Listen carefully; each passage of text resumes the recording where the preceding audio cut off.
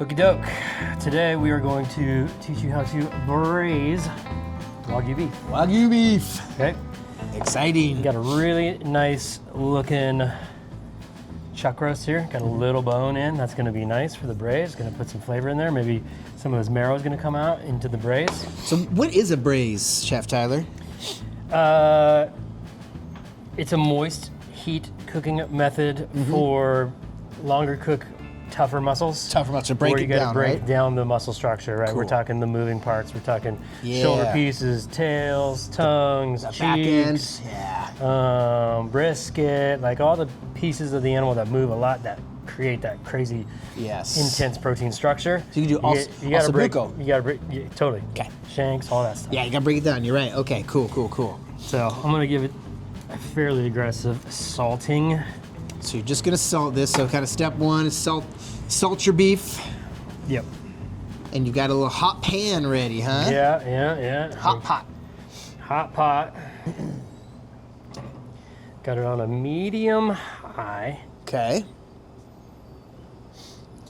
Get that heat control. Yep. Heat control, baby. It's all about heat control. You put a little oil in there, or how'd you start it? Yep. I'm gonna put a little bit of canola in there, move it around, and we're just looking for that oil to shimmer right before it comes to a smoking point. Perfect. And then we're gonna put the cold meat into the hot pan. Okay. Turn it down to medium, and we're gonna sear this on all sides possible, right? Okay.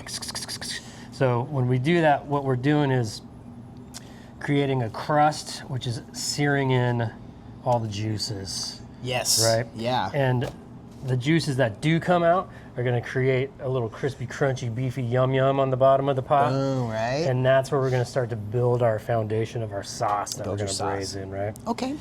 So you're just looking to get a good sear, right? Like nothing crazy, nothing fancy. Just a nice, crispy, crunchy caramelization on all sides possible. You know, Perfect. some braises are gonna be a little bit tougher. Like you'd say an ossobuco, a shin bone cut, hind leg cut. You're not probably gonna get all the sides because it's round, it's gonna roll you around. But this one's perfect. It's squared off really nice. Probably about a two and a half inch, almost 3 inch. That's probably about 2.5 inch cut. But as you can see, it's sitting up just like that. It's gonna do that in the pan too. Cool. So you just want to do your best, kind of get them on all sides, and so like other cuts you would do, maybe the top round, bottom round, eye round. Oh yeah, all the rounds are good braisies. Yeah. Lots of the chuck pieces are really good braisies. Chuck eye. Because as we know, the chuck has that beautiful already 80-20, 70-30 meat to fat ratio already structured into the muscle area. Awesome. Which is great. Yeah.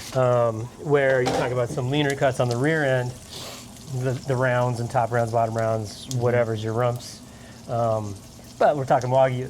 Yeah. Right, we're not talking conventional beef. Exactly. So when we're talking Wagyu and you're talking about those lesser, popular cuts, huh? less popular and also less marbled on the conventional beef. Yeah, totally. They're more marbled.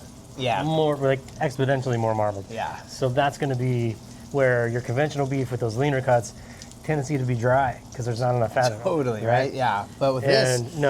Has a tendency. All the marbling in this? This has a tendency to be fucking awesome. The spider web on just this cat looks just so unreal. That's fat. And that's nowhere even near the Denver.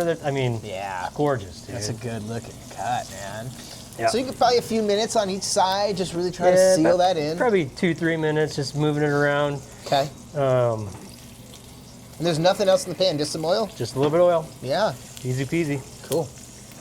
All right, here we go. I'm gonna pull this out. Got it sear on all the sides I could. Look at that, crunchy. Nice. Yummy. Look at even that fat's nice and crunchy. Oh yeah. The terracotta color. Perfect. So is this cooked now? Is this ready to eat? Yeah, have a bite. So we got sear on all sides, right? Okay. Money. We got our pan hot and a bunch of crispy bits on the bottom. Yeah. Now we're gonna build our sauce. Okay. We're gonna start with the mirepoix, which is 25 carrot, 25 celery, 25 carrot, 50% onion. Okay. So what you always say is probably about an onion and a half, 3 carrots, a couple pieces of celery. Yeah, this is about 2 carrots, a half a stalk of celery, and an onion and a half. Okay. Pretty much. Perfect. Just like I said. Really what you're looking for is the ratio, right? This is money. Wow, Yeah. So you just want to sweat it out. Yeah. All the moisture that's going to come off of the vegetables hitting that hot fat is going to immediately start to scrape the fond, all the bits, the pieces off the bottom. Yeah. Now, a rule of thumb is the more you sweat or caramelize your mirepoix, the more cooked it's going to be in the braise, which is going to in turn make your braise liquid cloudier or thicker, depending on what you like. I'm a little bit more of a purist, so I just give it a teeny little saute just to sweat it a little bit, just to tenderize the veggies a scotch. Yeah. And then we're going to add our tomato paste. About how much of that tomato paste are you using? That is 2.5 tablespoons. So you could say 3 if you wanted. Okay. Okay, perfect. Now, what is tomato paste made out of? Concentrated tomatoes, right? Yep. Which means if you think about eating a tomato, it's sweet. When you concentrate that, there's a lot of sugar in tomato paste. So you want to keep this moving around because what's going to happen is those sugars are going to release out of the tomato paste and then start to re-caramelize to the pan, right? So we've already taken some of the fond off the bottom with the moisture from the veggies. Now we're adding tomato paste and we're going to reapply fond because the tomato paste is going to start to stick to the bottom of the pan. So we're building flavor. Building flavor. Building. Layer. Layer. Okay.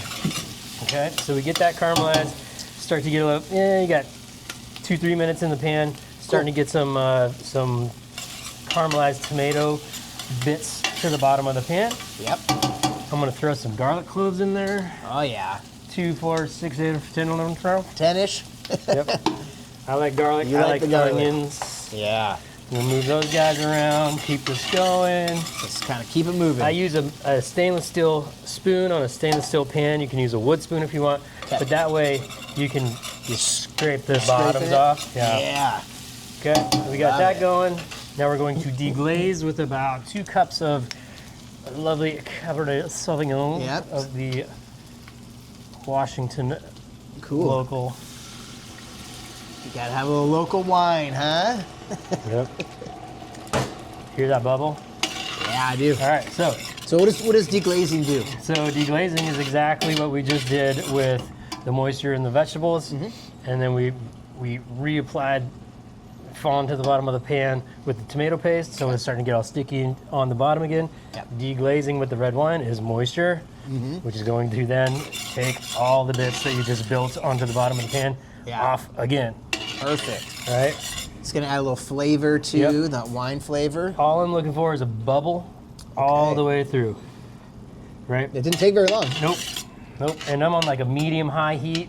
I seared the beef on a high heat, turned it down to medium-high, just to get that caramelized on all sides. So we're not ripping hot by any means. We're kind of slow and steady, right? That's the way we do it. Okay. All right, at this point, I'm going to add, this is, what, 1.5 quarts of water, but I don't think I'm going to use it all. Okay. Really what we're doing here is making sure that the liquid in the pot covers the meat by half depth to 3/4. Okay. Not completely submerged. You don't want it submerged. Right? Okay. 3/4, you want to have your meat kind of poking out a little bit. Okay. So that's kind of the ratio that we're looking for as far as the depth in the pot. Yes. Okay. Okay, so we're gonna bring that to simmer. Yep. Bubble, bubble, bubble. And then we are going to add some aromatics, peppercorns, and then resubmerge the meat in, cover it, bring it back up to a simmer one more time. In the oven we go. Love it. Can't wait. So we're gonna add my favorite aromatics for braise. It's pretty basic. Yeah. Rosemary. You like the rosemary? I don't really like it too much, but people like it. I like it. You like it. Everybody likes it. I'm not a really big fan. But we're gonna put a couple sprigs in there. Okay. I am a big thyme fan. Yeah. Big thyme. Big time. So big time. So we're gonna put about a half a bundle in there if you want like don't really know how to explain it in grocery store terms. If you go to the grocery store and buy a bundle or one of those little packages, it's probably the whole pack of thyme that you're gonna get. Okay. And then I have nice fresh bay leaves. Oh yeah. You don't have to have fresh bay if you can't find fresh bay. It's just so much nicer. Okay. It's so much nicer, but you can use dry, no big deal. Okay. But I happen to have fresh. Okay, so that's all in there. Give it a little stir, mix it around. Stir it up. Yeah. Stir it up. Ooh.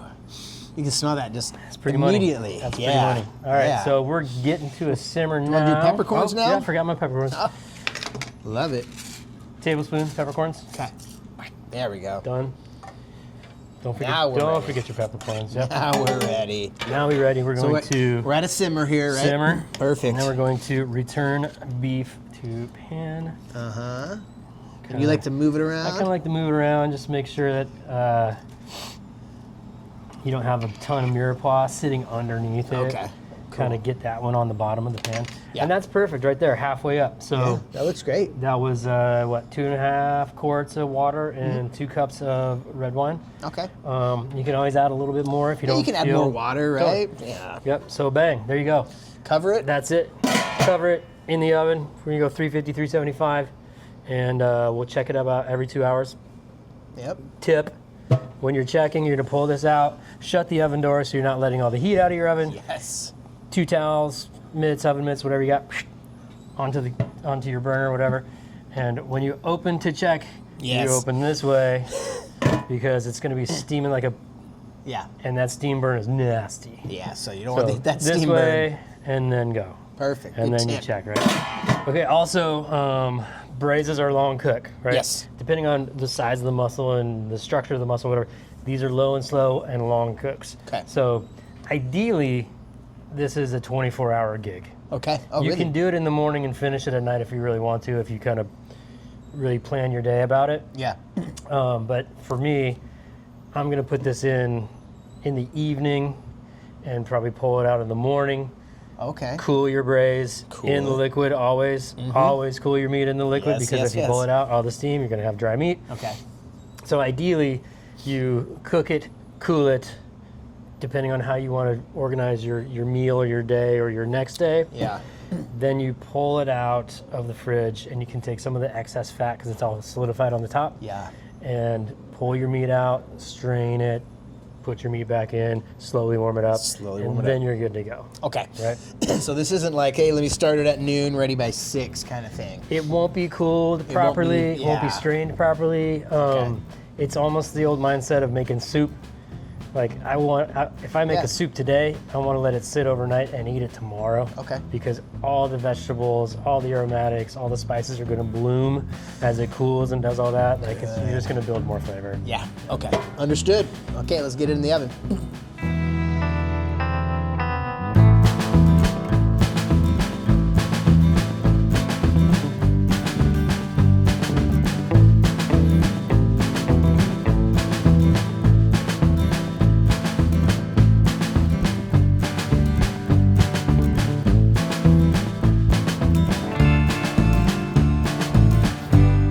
I just pulled cold meat out of braise. Okay, then we're gonna strain the jus, heat it up, and then we're gonna reheat said braise in the jus, and I'll show you how to plate it. All right, guys, I just pulled the meats out of the braise, and now we're gonna strain out all the mirepoix that was in there and all the aromatics and goodies. Okay, this is how we strain it. I'm straining it cold. You can strain it cold or hot, doesn't matter. If you strain it cold, then you won't burn yourself. All right, just a regular little china cap here. Give it a little rat-a-tat-tat.